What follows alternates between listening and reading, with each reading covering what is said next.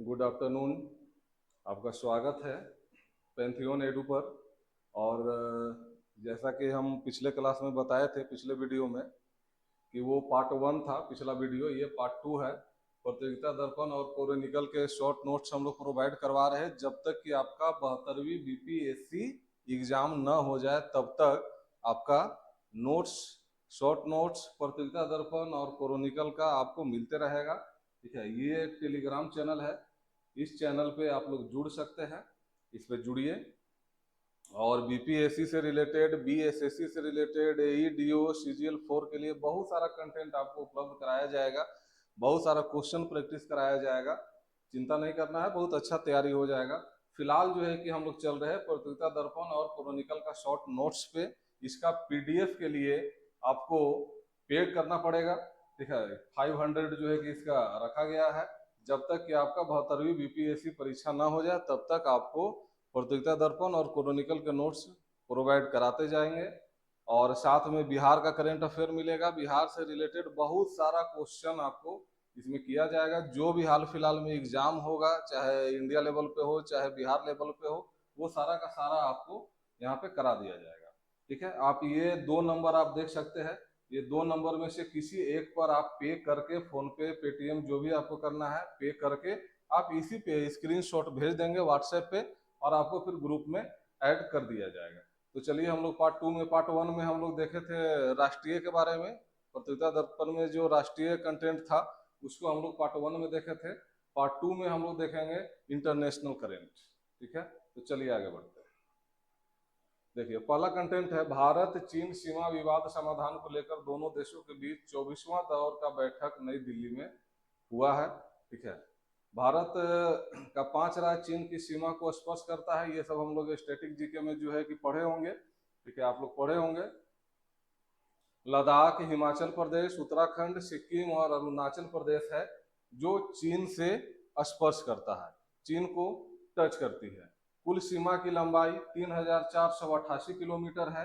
McMahon रेखा भारत और चीन के बीच सीमा रेखा है। ठीक है, ये कई बार जो है कि क्वेश्चन पूछ चुका है।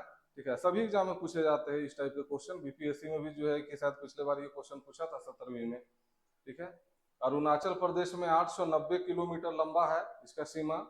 1914 में शिमला समझौता हुआ था और ये मैकमोहन लाइन खींचा गया था अरुणाचल प्रदेश में। ठीक है, लेकिन चीन इसको मानता नहीं है। ठीक है, चीन इसको मानता नहीं है, ये समझौता का उल्लंघन किया और बार बार जो है कि वहां पे लड़ाई झगड़ा बनते रहता है, जो विवाद का कारण बनता है, हमेशा न्यूज में रहता है। ठीक है, तो ये भारत चीन सीमा विवाद का समाधान को लेकर दोनों देशों के बीच में 24वां दौर, यानी कि इससे पहले 23 को बैठक हो चुका था। ठीक है, ये 24वां बैठक है जो नई दिल्ली में संपन्न हुआ। ठीक है, मैकमोहन रेखा अरुणाचल प्रदेश में है, ये स्टैटिक जीके के हिसाब से याद रखना है। और जो लद्दाख से जो टच करता है वहां पे भी एक विवादित क्षेत्र है जिसको अक्साई क्षेत्र बोला जाता है। तो भारत और चाइना के बीच में 2 जगह, अरुणाचल प्रदेश में और लद्दाख में, 2 जगह विवादित जगह है और दोनों देश के बीच में हमेशा इसको लेकर बैठक वगैरह होते रहता है। अक्साई क्षेत्र जो लद्दाख में है, ठीक है, उसको एलएसी बोला जाता है, line of actual control. LOC नहीं बोला जाता है। आपसे ये क्वेश्चन भी पूछा जाता है कि एलएसी किसके बीच में है, तो एलएसी भारत और चाइना के बीच में है। एलओसी किसके बीच में है, तो एलओसी आपका भारत और पाकिस्तान के बीच में है। तो इसको याद रखिएगा। 18 अगस्त 2025 को दोनों देशों के विदेश मंत्री का भी बैठक हुआ नई दिल्ली में। ठीक है, इस बैठक का कुछ प्रमुख बिंदु है कि कैलाश मानसरोवर की यात्रा बहाल कर दिया गया है, बहाल किया जाएगा। लीपू लेख दर्रा जो उत्तराखंड में है, शिवकिला दर्रा जो हिमाचल प्रदेश में है और नाथुला दर्रा जो आपका सिक्किम में है। ठीक है, ये दर्रा, दर्रा मतलब क्या, एक रोड, प्राकृतिक रूप से बना हुआ एक रोड। तो ये तीनों का तीनों दर्रा जो आपका भारत से चाइना जाता था, व्यापार होता था, बीच में बंद कर दिया गया था। ठीक है, ये जो बैठक हुआ नई दिल्ली में, फिर से खोल दिया गया है व्यापार के लिए। ठीक है, व्यापार के लिए फिर से खोल दिया गया है। चीन की राजधानी बीजिंग है, यानी कि यहाँ से करेंट से जो है कि आपका बहुत ज्यादा फैक्चुअल पार्ट नहीं है। ठीक है, आगे बढ़ते हैं।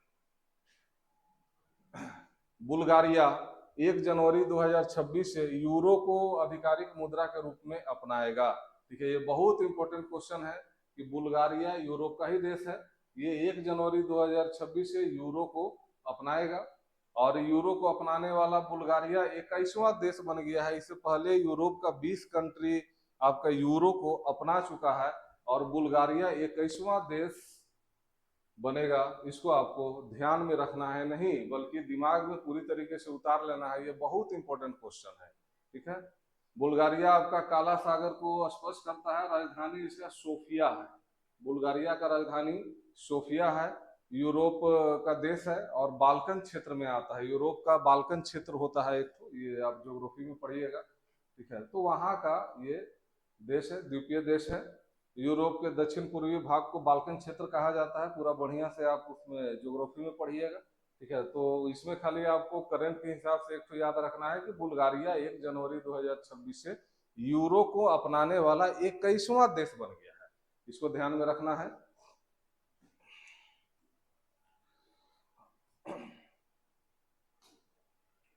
नेक्स्ट कंटेंट है ग्लोबल पीस इंडेक्स, बहुत important question. Global peace index 2025 आ चुका है, जिसको शॉर्ट में हम लोग जीपीआई बोलते हैं।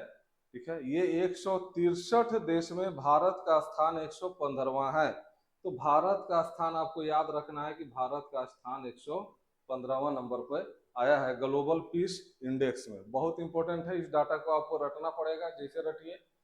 अच्छा, अब आइए कि बीपीएससी में इससे रिलेटेड जो क्वेश्चन पूछता है कि ग्लोबल पीस इंडेक्स कौन जारी करता है। ठीक है, ये बीपीएससी का ट्रेंड रहा है। ठीक है, कि कभी कभी वो डाटा भी पूछ लेता है और उसका जारीकर्ता का नाम ज्यादा पूछता है। तो इसका जारीकर्ता का नाम है आपका institute for economics and peace, यानी शॉर्ट फॉर्म में आईईपी इसको जारी करता है। ठीक है, सिडनी का है ये संगठन सिडनी का है जो ग्लोबल पीस इंडेक्स जारी करता है। ठीक है, भारत का स्थान 115वां है 163 कंट्री में। 2024 में 116वां था, इसको ध्यान रखना है कि 2024 में 116वां था। ठीक है, और अब हो गया है 115वां। तो अच्छा हुआ कि खराब हुआ, तो यही स्टेटमेंट बना के जो है कि बीपीएससी पूछता है, जो आप 71वीं में देखे होंगे। ठीक है, कि green peas sorry global peace index में भारत का स्थान ये नहीं पूछेगा। ठीक है, ग्लोबल पीस इंडेक्स में भारत पहले की तुलना में बेहतर स्थान पर है। तो आपको डाटा याद है कि भैया 115वां अभी हो गया, पहले 116वां था। तो ये बेटर हुआ कि खराब हुआ, अच्छा हुआ कि खराब हुआ। ठीक है, तो इसमें जितना कम जाते जाएंगे उतना अच्छा होगा, यानी कि पिछले वर्ष की तुलना में सुधार को दर्शाता है। यानी कि ग्लोबल पीस इंडेक्स में पिछले वर्ष की तुलना में भारत और अच्छा हो गया है। ठीक है, ये 19वां संस्करण था, ग्लोबल पीस इंडेक्स का 19वां संस्करण था। 2009 से प्रतिवर्ष 2009 से पर ईयर ये जारी हो रहा है। पड़ोसी देशों में भूटान, इसको भी ध्यान में रखना है, भूटान है, नेपाल है, चीन है, श्रीलंका है, जो भारत से बेहतर स्थिति में है। इस इंडेक्स में भारत से अच्छा भारत का पड़ोसी देश कोई है इस इंडेक्स में, तो है भूटान है, नेपाल है, चीन है, श्रीलंका है। ठीक है, बांग्लादेश और पाकिस्तान हमसे बुरा स्थिति में है। ठीक है, वो लोग का और ज्यादा होगा। ठीक है, लोग का देखिए कम है, जैसे 98 है, 21 है, 76 है, 97 है, तो हमसे ये अच्छा है। हम लोग का 115 है, और जिसका 116वां होगा, 117वां होगा, वो हमसे खराब है। ठीक है, सर्वाधिक शांति वाला देश सबसे पहले नंबर पे आइसलैंड है। ठीक है, सेकंड पे आयरलैंड, थर्ड में न्यूजीलैंड है। तो आपको आइसलैंड याद रखना है, ये दोनों को याद रखने का कोई जरूरी नहीं है। ठीक है, तो सबसे नंबर 1 पे है आइसलैंड, भारत है 115वां स्थान पे। ठीक है, और सर्वाधिक अशांति वाला देश इसमें रूस को बताया गया है, ये बहुत इंपॉर्टेंट है। ठीक है, रूस सबसे ज्यादा अशांति है रूस में, इस इंडेक्स में ऐसा बताया गया है। तो इसको आपको ध्यान में रखना है।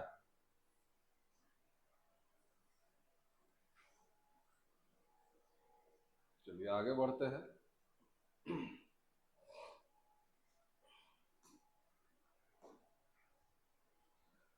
आगे है फिलीपींस के राष्ट्रपति Ferdinand R Marcos junior Bharat यात्रा पे आए थे। तो भारत यात्रा पे आए थे तो द्विपक्षीय बात भी हुआ है। तो उस बात में क्या क्या हुआ है, तो भारतीय पर्यटकों को वीजा मुक्त प्रवेश फिलीपींस में होगा। ठीक है, अगर आप पर्यटन की दृष्टि से फिलीपींस जा रहे हैं तो आपको वीजा का कोई जरूरत नहीं है, ठीक है, ऐसा एग्रीमेंट हुआ है। ब्रह्मोस मिसाइल खरीदने वाला फिलीपींस पहला देश है, बहुत ज्यादा इंपॉर्टेंट कि ब्रह्मोस मिसाइल खरीदने वाला पहला देश कौन है, तो फिलीपींस है पहला देश। फिलीपींस का राजधानी मनीला है, जो बहुत आदमी यहाँ पे घूमने भी जाता है। फिलीपींस आपका दक्षिण पूर्वी एशिया का एक द्वीपीय देश है, ठीक है, तो इसको ध्यान में रखना है कि फिलीपींस के राष्ट्रपति यहाँ पे आए थे और कुछ कुछ एग्रीमेंट हुआ है भारत के साथ में, उसमें एक वीजा मुक्त है और ब्रह्मोस मिसाइल खरीदने वाला पहला देश आपका फिलीपींस है, ठीक है। नेक्स्ट है रूस यूक्रेन की समाप्ति के लिए रूसी राष्ट्रपति व्लादिमीर पुतिन और अमेरिकी राष्ट्रपति ट्रंप के बीच वार्ता हुआ था, ठीक है, काफी चर्चा में रहा है और यहाँ से रिलेटेड क्वेश्चन एकदम आएंगे ही आएंगे, ये एकदम फिक्स मान के चलिए, चूंकि ये बहुत बड़ा मामला था, ठीक है। ये दोनों के बीच में कहाँ पे वार्ता हुआ था, तो ये वार्ता हुआ था आपका 15 अगस्त 2025 को अलास्का में, ठीक है, अलास्का अमेरिका में है, ठीक है। एंकोरेज स्थान है, एंकोरेज अलास्का में एंकोरेज जगह पर, ठीक है, व्लादिमीर पुतिन और ट्रम्प के बीच में यूक्रेन का युद्ध को खत्म करने को लेकर बातचीत हुआ था, ठीक है।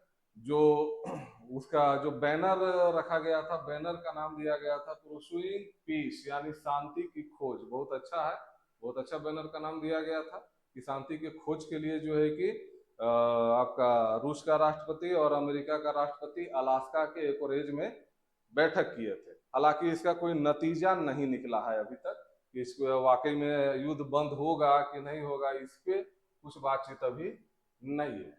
तो क्या बातचीत ये लोग किया है तो यही लोग जाने। आगे, रूस में व्हाट्सएप और टेलीग्राम से कॉल पर प्रतिबंध लगा दिया गया है, तो ये इंपॉर्टेंट हो जाएगा। किस देश में व्हाट्सएप और टेलीग्राम से कॉल पर प्रतिबंध लगा दिया गया है, बैन कर दिया गया है, तो रशिया के द्वारा किया गया है। नेक्स्ट है भारत जापान 15वीं वार्षिक शिखर बैठक के लिए प्रधानमंत्री नरेंद्र मोदी की जापान यात्रा। प्रधानमंत्री मोदी जी जापान गए थे, ठीक है, और वहां पे 15वां वार्षिक शिखर यानी दो प्रमुख के बीच में शिखर बैठक हुआ है भारत और जापान के बीच में। तो कुछ कुछ बात भी हुआ है वहां पे, ठीक है, कुछ कुछ एग्रीमेंट भी हुआ है। क्या क्या एग्रीमेंट हुआ है इसको हम लोग देखते हैं, ठीक है।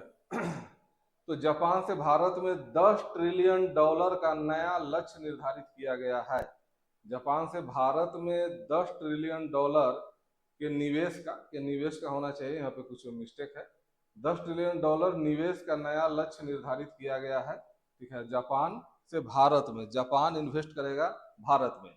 India Japan small and medium enterprises forum और इंडिया जापान एआई इनिशिएटिव का शुभारंभ भी हुआ है दोनों देशों के बीच में, ठीक है। तो आपको याद रखना है कि small and medium enterprises forum और एआई इनिशिएटिव का एग्रीमेंट हुआ है भारत और जापान के बीच में, इसको ध्यान में रखना है।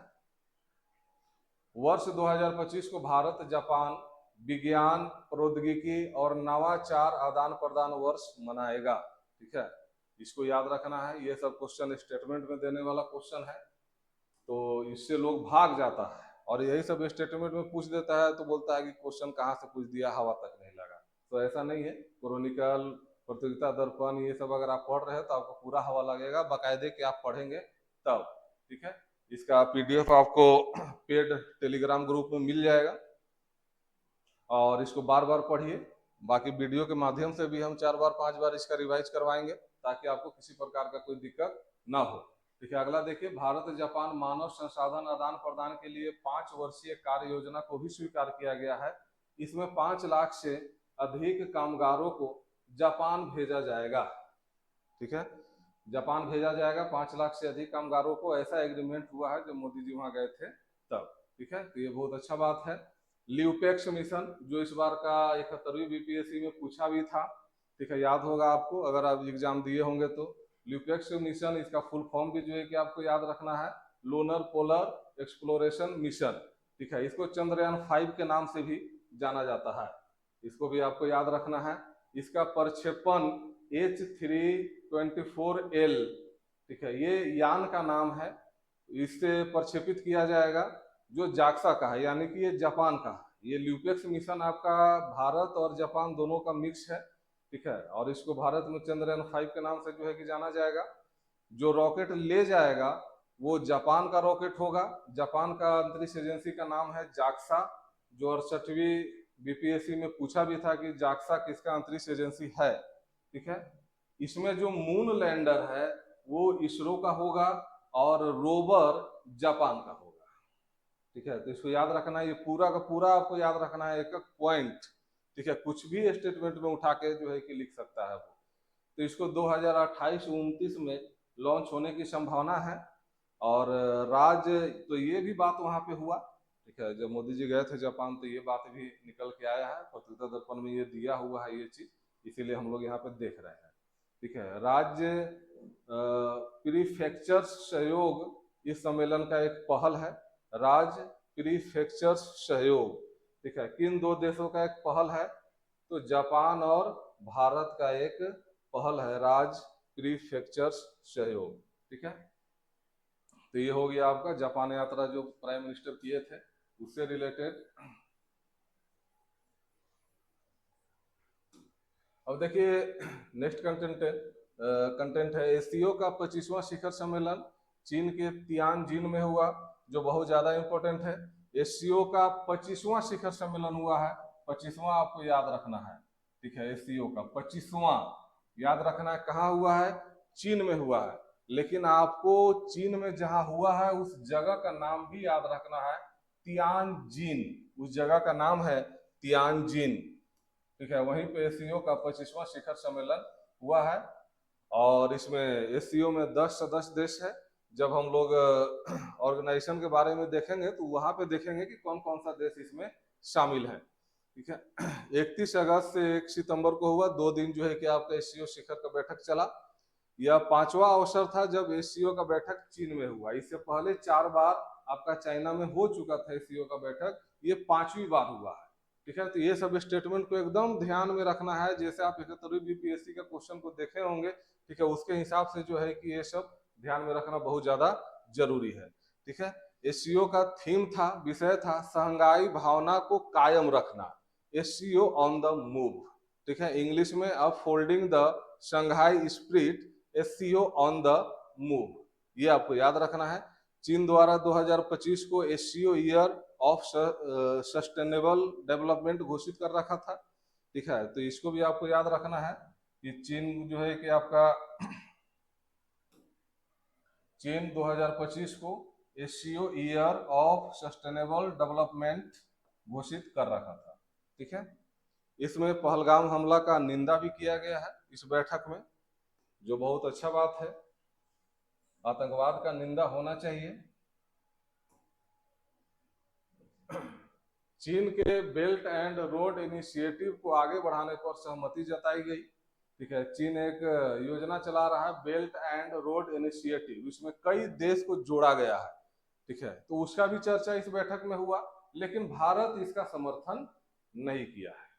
भारत इसका समर्थन नहीं किया है, इसका ध्यान में रखना है। स्टेटमेंट बना के पूछ सकता है कि क्या भारत इसका समर्थन किया है, तो ये स्टेटमेंट गलत है। भारत इसका समर्थन नहीं किया है, ये स्टेटमेंट सही है। अगला एससीओ जो 26वां आपका होगा, इसको याद रखना है। 25वां हुआ चीन में, 26वां होगा किर्गिस्तान में, प्रस्तावित है, जो 2026 में होगा अगले साल।